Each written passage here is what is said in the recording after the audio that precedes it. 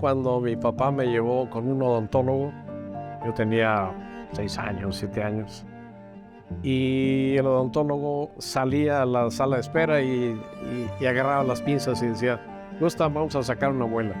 Y se me hizo curioso en ese momento.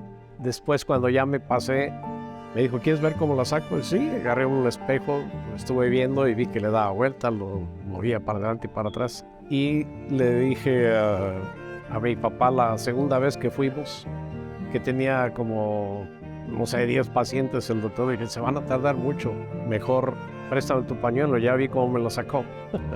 Y me dijo: estás loco, ¿cómo te lo vas a sacar? Préstame el pañuelo. Ya que había pasado casi una hora, se enfadó: ándale, toma. Y fui, y en el espejo del baño, ahí en su laboratorio, me puse a darle con lo que era pues muy fácil, porque ya estaba el diente suelto. Y yo lo saqué, salí con el diente en la mano y le dije a mi papá: mira, no que no. Después veía a mi papá también que se quitaba unas placas, y esas placas le daban mucho problema, tenía que estarse enjuagando, eran unas placas semitotales. Y entonces le dije: yo voy a estudiar odontología para quitarte ese problema de esas placas. Y me dijo: no, pues esto me he batallado yo con él. Sí, pero yo te voy a ayudar.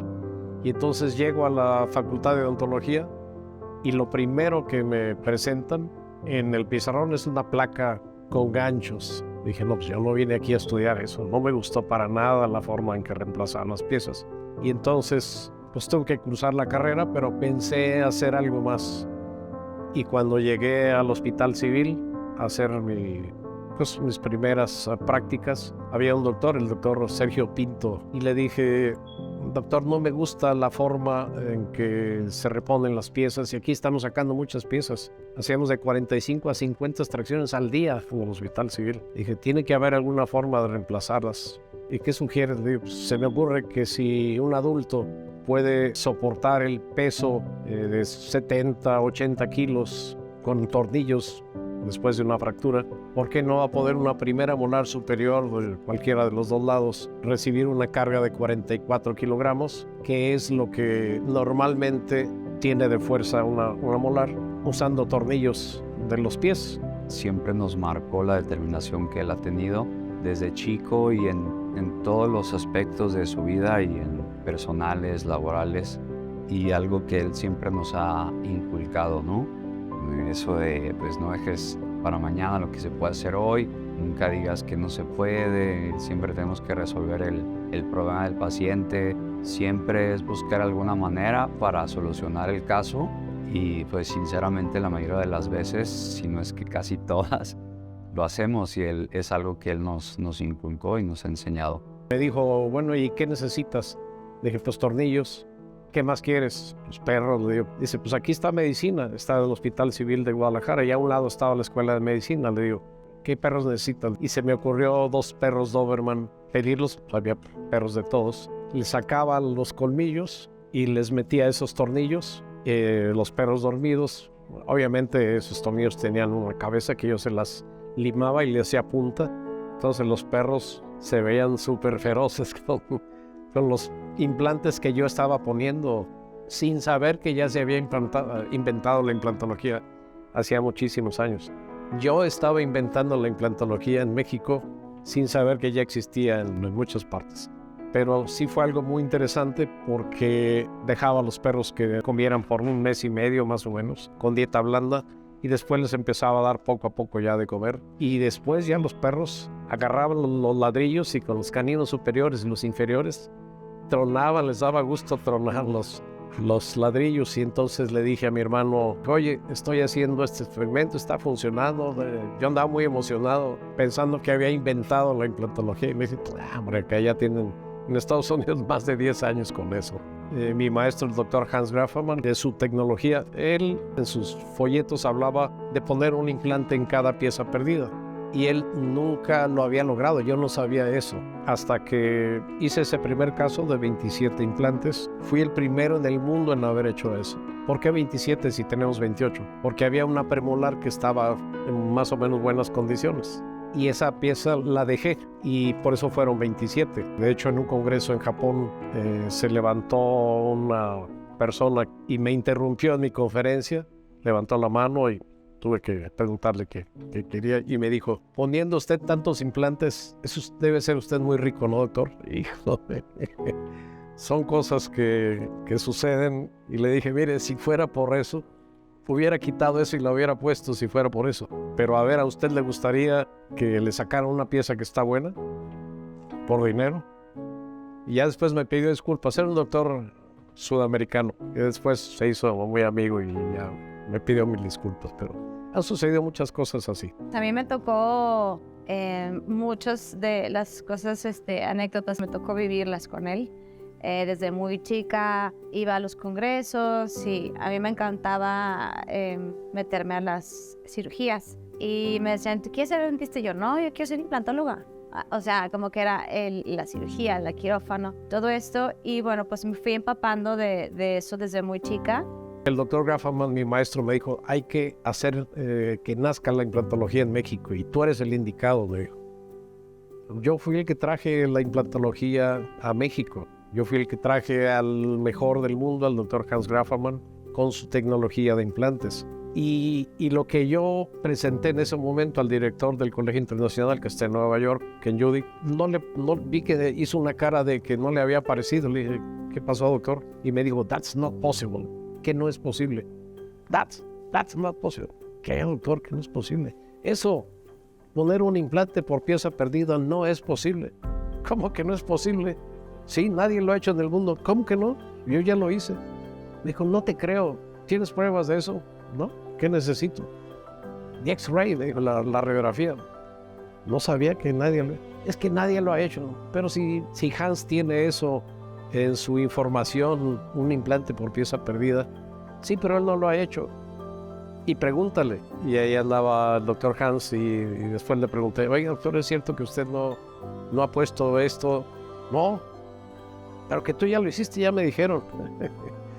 Me dijo, sí, sí es cierto. Y ya le habló a Ken Judy y dijo, cuando vayas a Guadalajara, porque él botaje a Guadalajara, que te enseñe la radiografía, porque dice que ahorita no la trae. Pues no la traigo, yo no sabía que tenía que probarles eso.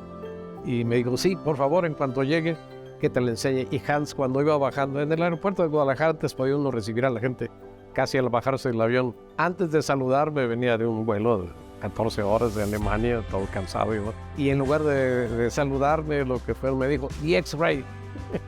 Yo ya estaba preparado y la traía en la bolsa del saco, la saqué, se la di, ni me saludó, ni me dijo buenas tardes, Oliver, nada.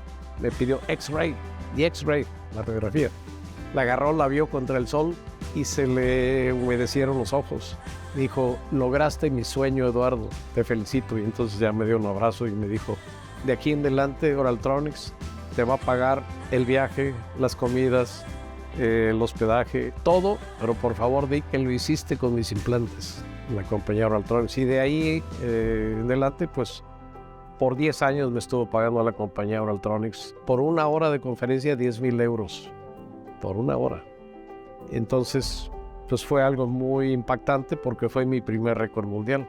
Me tocó ver también de tantas restricciones, críticas, elogios, gente que corría para quererse tomar foto con él, gente que escuchaba, que criticaba.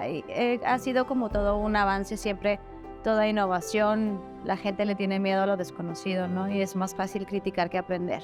La etapa heroica de la implantología.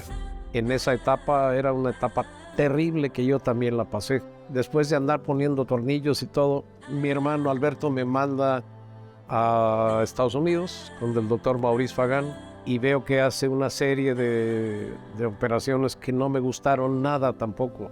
Eran implantes superiósticos y le decían una etapa heroica porque a los pacientes que no tenían nada y que tenían el hueso muy bajo, obviamente no se le podían poner tornillos o los tornillos de aquel entonces.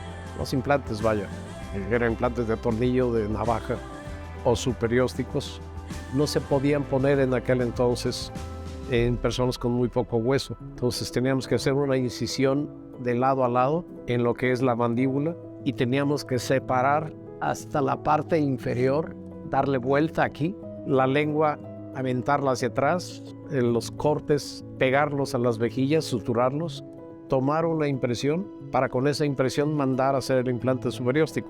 En la parte superior había que hacer una incisión también totalmente de lado a lado y levantar como si le diéramos vuelta a la cara al paciente, todo hasta la espina nasal anterior, dejar todo este hueco, todo el hueso totalmente descubierto. En el paladar teníamos que hacer un corte en lo que es la papila anterior. Fue algo increíblemente terrible en lo que hacíamos. Nunca me gustó eso, porque cortábamos la arteria palatina anterior y debíamos de tener se llamaba cera para hueso, una cera especial, porque esa arteria empezaba a aventar chorros de sangre que nos bañaban. Teníamos que taponearla inmediatamente, seguir despegando todo el paladar, dejando el paladar colgado y suturado a los lados. Era terrible, eso era terrible. Y tomar una impresión. Esa impresión, tanto en la superior como en la inferior, nos la teníamos que llevar a una parte en Estados Unidos, en Nueva York, un laboratorio incipiente de implantes. Tenían unos años con eso. Diseñaban el implante superióstico. Nos teníamos que esperar a que se hiciera el diseño y todo. Ese diseño, ese implante no era de titanio, era de cromo cobalto. Y nos íbamos con la caja, los modelos de yeso, como un tesoro.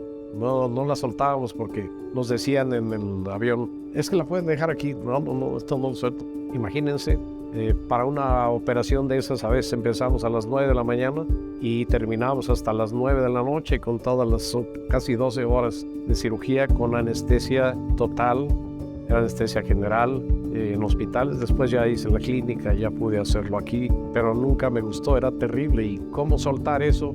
Si lo perdíamos toda la cirugía de ese entonces. Los pacientes se ponían inflamadísimos como monstruos, era terrible. Y luego llegábamos y al paciente otra vez a someterlo por la misma cirugía, volver a abrir para volver a separar todo, para colocar los implantes, el de arriba y el de abajo. Y ya teníamos también en el laboratorio, nos prefabricaban los prótesis y ya lo poníamos al paciente ya con las prótesis sobre los implantes, cerrando, y lo vendábamos. Y no podía comer cuando menos en 2 semanas. Todo era por sonda. Era terrible. Ahí dije, no puede ser que esto esté sucediendo. Tiene que haber otra forma de hacer los implantes. Y entonces fui con otro doctor, el doctor Linkow, Nueva York. Yo sabía que él y el doctor Graffaman eran los más importantes del mundo. Cuando yo recibí por primera vez ya el fellow, que ya era un ascenso en la carrera, en el reconocimiento del International College of Implantology, Colegio Internacional de Implantología Oral. En ese momento fue muy impactante para mí ver a las 2 superestrellas, el doctor Graffaman y el doctor Linkow, platicando. Estábamos en el edificio 16 de la ONU, en el edificio de la ONU en Nueva York. Yo traía mi medalla y mi diploma y me sentía pues ya casi a la altura de los 2 grandes. Me tocó ver la evolución de mi padre y le tengo una gran admiración, puesto que conozco todas las dificultades por las que pasó para llegar a donde ha llegado, a los lugares en los que ha estado. Y estuve esperando que tuvieran un momento. Quien me interesaba más era Linkow, porque decía Linkow que tenía unos implantes que ya no eran montados sobre el hueso. Y en cuanto llegó el presidente de la sociedad alemana a hablarle a Graffaman, dejaron a Linkow unos segundos solos y llegué yo. Le dije, doctor, soy el doctor Eduardo Topete de Guadalajara, México. Mi sorpresa fue, sí, ya sé quién eres. Ya, caray, ¿me conoces? Sí, nos mandaste, porque en aquel entonces era la Academia de Implantes y Trasplantes. Lo que hacíamos en el Hospital Civil, trasplantes, y luego después yo empecé a hacer los implantes. Me dijo, me mandaron todo lo que estabas haciendo en México, sé quién eres, te felicito y pues qué bueno que estás aquí. Y ahí me atreví a decirle, doctor, pues sí, estoy aquí en su ciudad, en su universidad y tengo su grado. Y se me quedó viendo con una furia en los ojos. Ahorita van a ver las expresiones que tiene, como diciendo, ¿cómo te atreves a compararte conmigo? Y todavía me atreví más, le dije, ya que estoy aquí, ¿puedo asistir a una de sus cirugías? Y se me quedó viendo otra vez así. Me dijo, no. Ya me iba yendo cuando me detuvo. Me dijo, no vas a asistir a ninguna cirugía, vas a trabajar conmigo. Y dije, ah, caray. O sea, ahí se me empezó a abrir las puertas pues con los mejores del mundo. Y en ese momento, cuando escuchó eso, Hans volteó y me dijo, Eduardo, ah, caray. O sea, los dos grandes ya sabían, porque ya les había mandado lo que según yo andaba inventando. Ellos ya lo tenían inventado, pero creo que no estuvo de más que yo hubiera mandado lo que yo andaba haciendo en un principio. Me dijo: Eduardo, y cuando quieras, las puertas de Alemania están abiertas para ti. Voy a hacer un seminario y te voy a dar todas las fechas y todo. Y ahí dije: caray, se me abrió el universo. Me siento muy orgullosa de él porque no le fue fácil. Ha sido y fue un camino que se tuvo que ir abriendo él solito, sin apoyo más que de él mismo. Y pues bueno, o sea, escuché que dijo: se me abrió el universo, y digo, no, se lo abrió él. Y después estuve yendo con Hans. Obviamente después ya separado me buscó Hans y me dijo: Eduardo, tengo unos implantes mejores que los de él.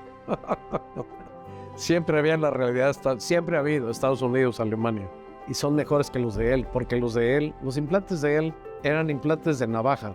Era también terrible porque teníamos que abrir también, separar, hacer un canal en el hueso. En ese canal metíamos unos, les llaman implantes de navaja. Eran como unas navajas que tenían unas separaciones y que entraban en el hueso a golpes con un martillo. Y entonces entraban a golpes y quedaba un poste afuera. Sobre ese poste poníamos las prótesis. Pero era terrible, era también mucha sangre, era mucha cirugía. Y cuando Hans me dijo eso, obviamente fui.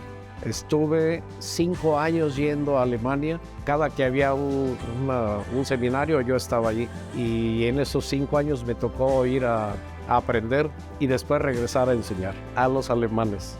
Me marcó mucho el darme cuenta del reconocimiento que habían tenido que tenían sobre mi padre, y pues que lo estaba también ya exponiendo con mucho orgullo en nuestra cultura como país. Saber que él pudo haber sido el de los pioneros aquí en el país que empezó con este trabajo. En 1999, cumpliendo 20 años, el doctor Grafman me pidió usar mis ideas, las ideas que yo había desarrollado con sus implantes, de algo que yo llamé implantes sin cirugía. Y fue el primero que les habló en alemán. Llevaba 4 palabras. Estaba impresionante el auditorio, más de 1500 alemanes, y les digo: Guten Tag, Kollegen und Kolleginnen. Buenas tardes, colegas hombres, colegas mujeres y colegas hombres. Y en ese momento se levantó la esposa de mi maestro, me empezó a aplaudir. Al hacer eso se levantó el maestro a aplaudirme, y al levantarse el maestro se levantaron todos los alemanes. Ya estaban todos un poquitito sorprendidos con los trabajos que él había presentado, pero esa imagen pues fue muy emocionante. Pues se pararon muchos, prácticamente toda la sala de conferencias aplaudiendo. Creo que todo el mundo tenemos esa responsabilidad propia de abrirnos camino, ¿no? Y a mi papá yo le admiro muchísimo, que se abrió un camino complicado, sin apoyo en gran parte, o sea, económico, y también, por ejemplo, de universidades aquí de México y demás. Verlo en otras partes del mundo, verlo dar pláticas, o sea, para mí ha sido una gran inspiración, ¿no? Abrió mucho camino, ¿no? Abrió mucho camino, y bueno, es algo que siempre se le tendría que reconocer, creo yo.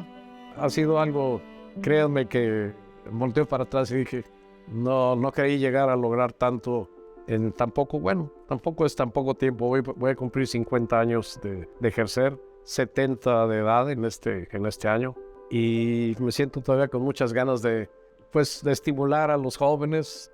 Papá, me da mucho gusto enviarte este mensaje. Me da mucho gusto que te den un reconocimiento por tu gran trayectoria que has tenido, por el gran ser humano que eres en todas las etapas que has tenido. Felicidades por este reconocimiento que te están dando, unos de tantos que has obtenido gracias a tu perseverancia. Me da mucho gusto que se te reconozca con este premio honoris causa. Eres una persona que lo merece completamente, porque te abriste camino en este sentido, en este país. Desde el inicio de tu carrera yo tengo memoria cómo fuiste un pionero, cómo abriste puertas, y me da mucho gusto por fin se te esté reconociendo. Lo tienes súper bien merecido. Te amo muchísimo, te admiro muchísimo. Muchísimas gracias a la universidad por este reconocimiento, mi padre. Estoy muy orgulloso de ti, de que seas mi padre y que has inculcado muchísimos valores en mí. Y como tú siempre has dicho, el trabajo es primero, la familia también. Y es un honor poder estar aprendiendo del mejor maestro que eres tú. Te quiero mucho, papá. Eres un gran ejemplo para mí. Eres muy gran ser humano, un excelente padre y excelente maestro. Felicidades. Te queremos mucho todos tus hijos. Muchas gracias por tu ejemplo, te amo. Créanme que vale la pena.